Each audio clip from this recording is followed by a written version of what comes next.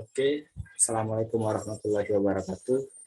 Saya MC Adam Isenova dari kelas Sibil 5A. Jadi di sini kami akan menjelaskan tentang retail dalam perdagangan elektronik, produk dan layanan. Dan untuk anggota sendiri, ada saya sendiri, MC Adam Isenova, lalu ada Alia Oktarina, ada Winda Safira, ada Sakina, ada Masayu Fatia Ulia, ada Radaisa Pratiwi, Karisa Yuria, Paul Rio Marolop, dan Mahyudin.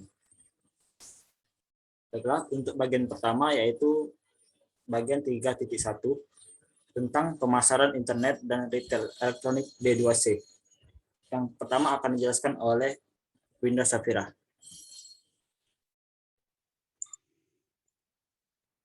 Baiklah, di sini saya akan menjelaskan mengenai materi 3.1. Untuk penjelasannya yaitu pengertian B2C, Business to Customer, yang artinya suatu proses yang terjadi apabila suatu perusahaan atau organisasi menjual produk atau jasa pada pelanggannya melalui jaringan internet. Untuk pengertian internet digital atau marketing yaitu upaya yang memasarkan produk dengan memanfaatkan internet dan teknologi digital. Dan untuk pengertian pemasaran digital yaitu komponen pemasaran yang memanfaatkan teknologi digital berbasis internet dan online seperti komputer, ponsel, dan media digital lainnya. Adapun untuk contoh retail dapat dikelompokkan sebagai aktivitas penjualan barang berdasarkan yang pertama itu retail kecil, yaitu digambarkan sebagai retail yang berpenghasilan di bawah $500 per tahun. Untuk retail besar pada industri ini dikuasai oleh organisasi besar seperti department store, organisasi berantai, supermarket, dan toko online. Baiklah, untuk selanjutnya akan dilanjutkan oleh Tarisa. Selanjutnya, ukuran dan pertumbuhan pasar B2C. Ukuran pasar e-commerce B2C global diperkirakan tumbuh dengan compound annual growth rate atau CAGR 7,9% selama 2020 sampai 2017. Adapun di tahun 2019, ukuran pasarnya telah mencapai 3,35 triliun. Peningkatan penggunaan internet, pendapatan disable, dan kemudahan yang ditawarkan menjadi faktor pendorong pertumbuhan ke depan. Perkembangan pasar B2C pada awalnya, internet belum menyediakan layanan untuk bertransaksi dengan konsumen. Pada tahun 1984, diciptakan sistem transaksi perbankan secara online oleh AT dan T, tetapi tidak berhasil dikarenakan infrastruktur yang tidak memadai. Pada tahun 2000 diperkenalkan situs belanja online yang bernama Amazon.com. Setelah itu, mulai banyak bermunculan situs-situs belanja atau transaksi online yang mengusung prinsip business to consumer atau B2C. Selanjutnya, karakteristik dan keuntungan. Karakteristik yang pertama yaitu terbuka untuk umum, di mana informasi disebarkan untuk umum. Yang kedua, servis yang diberikan bersifat umum dengan mekanisme yang dapat digunakan oleh banyak orang. Contohnya, karena sistem web sering digunakan, maka servis diberikan dengan menggunakan basis web. Yang ketiga, servis diberikan berdasarkan permohonan. Dalam kondisi ini, customer memberikan suatu ide atau inisiatif dan produser harus siap memberikan respon sesuai dengan permohonan. Yang terakhir, keempat, transaksi sederhana. Selanjutnya, keuntungan. Keuntungan business to consumer atau B2C bagi company atau perusahaan adalah yang pertama, dapat mempromosikan produk mereka secara luas. Yang kedua, dapat melayani transaksi selama 24 jam penuh tanpa terganggu waktu libur ataupun break. Yang ketiga, dapat langsung berinteraksi dengan customer tanpa perantara. Yang keempat, dapat meminimalkan cost yang dikeluarkan. Selanjutnya, keuntungan business to consumer atau B2C bagi customer adalah yang pertama, dapat melakukan pembelanjaan dengan mudah. Yang terakhir, memiliki banyak pilihan dan waktu untuk menentukan yang disukai. Baiklah, selanjutnya akan dilanjutkan oleh saudari Sakinah. Padanya dipersilakan. Baiklah, sini saya akan melanjutkan model bisnis e-tailing.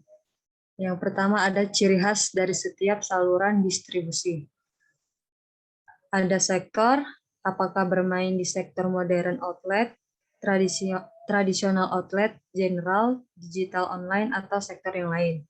Yang kedua, ada jenis penjualan atau fungsi outlet, apakah melayani penjualan dalam bentuk partai atau grosir, melayani eceran, ataukah lebih kecil lagi yang biasa disebut penjualan cateringan. Ketiga, berdasarkan institusi atau kepemilikan, seperti independent store, waralaba, dan corporate chain store.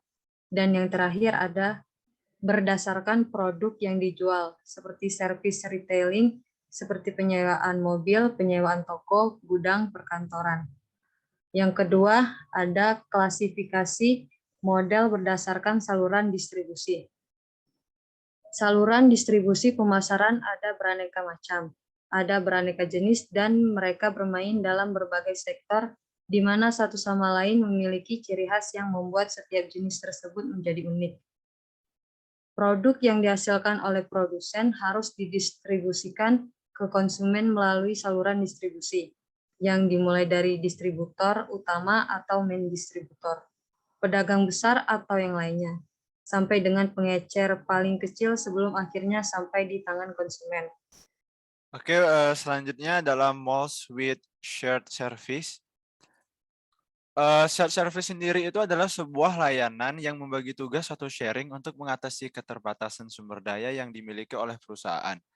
Layanan ini dibagi biasanya berupa proses operasional yang menuntut tingkat operasional tinggi dan hampir sama tahapannya di setiap perusahaan.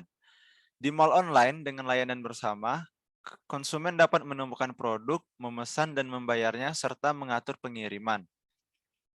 Idealnya, pelanggan ingin pergi ke toko yang berbeda di mall yang sama menggunakan satu keranjang belanja dan hanya membayar sekali. Ini sangat mungkin terjadi, misalnya bisa kita lihat di Yahoo Small Business dan Bing Shop, atau untuk di Indonesia sendiri itu ada seperti di Tokopedia. Selanjutnya akan dijelaskan oleh Mas Ayu. Baiklah, saya akan menjelaskan tentang orders B2C, models, and special retailing. Beberapa model bisnis lainnya digunakan dalam B2C. Mereka dibahas di berbagai tempat di seluruh buku. Beberapa model ini juga digunakan dalam B2B, B2B2C, G2B, dan jenis e-commerce lainnya. Yang kedua adalah B2C social shopping. Aktivitas belanja sosial difasilitasi oleh model bisnis baru atau yang lebih baik. Misalnya situs B2C seperti Amazon.com dan Netflix.com yang memberikan konsumen konteks sosial yang luas dan peluang keterlibatan, seperti peringkat produk. Yaitu yang pertama adalah flash deals atau deals of the day. Ini adalah penjualan di mana perusahaan menawarkan produk diskon besar-besaran kepada konsumen untuk waktu yang terbatas.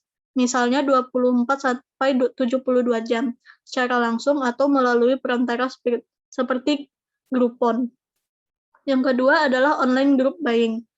Di masa ekonomi yang tertekan ini, lebih banyak orang menggunakan internet sebagai cara cerdas untuk menghemat uang. Situs lain yang menggunakan pembelian kelompok murni sekarang berkonsentrasi pada penjualan kesepakatan flash.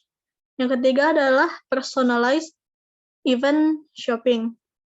Event shopping adalah model B2C di mana penjualan dirancang untuk memenuhi kebutuhan acara khusus, misalnya pernikahan dan Black Friday. Model ini dapat dikombinasikan dengan pembelian kelompok atau untuk menurunkan biaya pelanggan. Yang keempat adalah private shopping club. Klub belanja pribadi online seperti klub belanja online, misalnya Costco. Memungkinkan anggota berbelanja dengan diskon, seringkali untuk periode waktu yang singkat, hanya beberapa jam atau hari.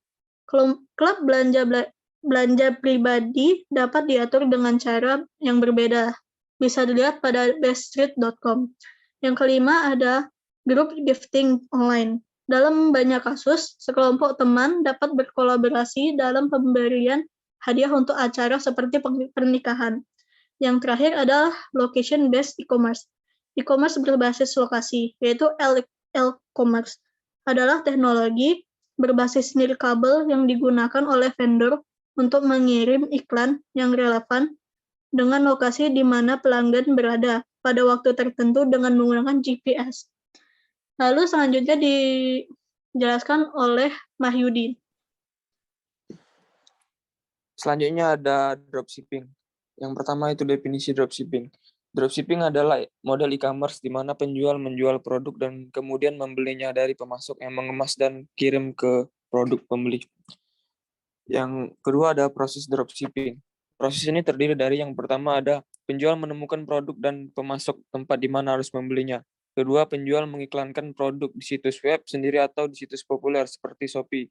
Yang ketiga, ada seseorang pembeli mencari produk secara online. Keempat, pembeli menemukan produk dalam pencarian. Selanjutnya, pembeli memesan produk dan membayar ke penjual. Selanjutnya, penjual menyuruh untuk mentransfer ke pedagang grosir, produsen, atau pemasok dan membayar harga dengan harga grosir.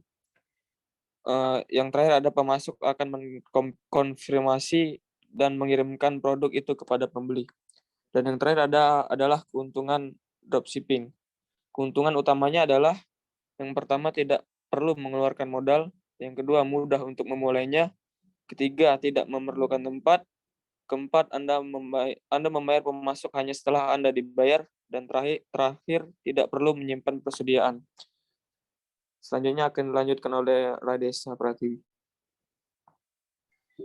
Oke, selanjutnya yang pertama itu ada layanan online. Layanan online itu sendiri ada disediakan oleh banyak vendor perjalanan. Contohnya kayak Traveloka, tiket.com, expedia.com, dan lain-lain yang menyediakan paket travel seperti tiket pesawat, tiket hotel, tiket wisata, dan lainnya. Terus ada juga paket liburan, misalnya ada bluehawaii.com, ada paket hotel, misalnya marriott.com, dan yang lainnya. Lalu karakteristik dari online travel itu sendiri adalah yang pertama itu penyedia layanan, seperti menyediakan berbagai layanan wisata ataupun layanan perjalanan, kayak yang tadi saya sebutkan, yaitu ada tiket pesawat, hotel, dan yang sebagainya. Mereka di situs online travel itu juga menyediakan peta perjalanan atau petunjuk arah, lalu juga ulasan yang diberikan oleh wisata lain yang sudah pergi melakukan perjalanan terlebih dahulu. Terus yang kedua itu menggunakan perangkat seluler. Jadi online travel ini tidak hanya bisa dibuka melalui web browser, tapi udah ada aplikasinya yang bisa kita install melalui mobile phone kita seperti di Play Store atau App Store. Terus yang terakhir ada jaringan perjalanan sosial. Wisatawan menggunakan situs seperti Facebook, YouTube, Twitter, ataupun yang lainnya untuk merencanakan perjalanan mereka dan berbagi pengalaman baik atau buruk setelahnya. Contoh jaringan tersebut adalah wikitravel.org yang menampilkan saluran perjalanan yang menggunakan wiki yang memungkinkan setiap pembaca internet untuk membuat, memperbarui, mengedit, dan mengilustrasikan artikel apapun di situs web tersebut. Selanjutnya, saya kembalikan ke moderator. Oke, selanjutnya untuk bagian Alia tadi akan dibacakan lagi oleh Alia. Kadang saya persilakan. Selanjutnya yaitu Raving Directories. Jenis mall virtual ini berisi direktori yang diatur berdasarkan jenis produk. Iklan spanduk di situs mall mengiklankan produk atau vendor. Saat pengguna mengklik produk atau toko tertentu, mereka dialihkan ke toko web penjual, tempat mereka dapat menyelesaikan transaksi. Contoh direktori pengarah dapat ditemukan di badanbreakfast.com. baik toko yang terdaftar dalam direktori memiliki direktori secara kolektif, atau mereka membayar biaya berlangganan atau komisi kepada pihak ketiga penyelenggara untuk memelihara situs dan mengiklankan produk mereka. Jenis e-tailing ini adalah jenis pemasaran afiliasi.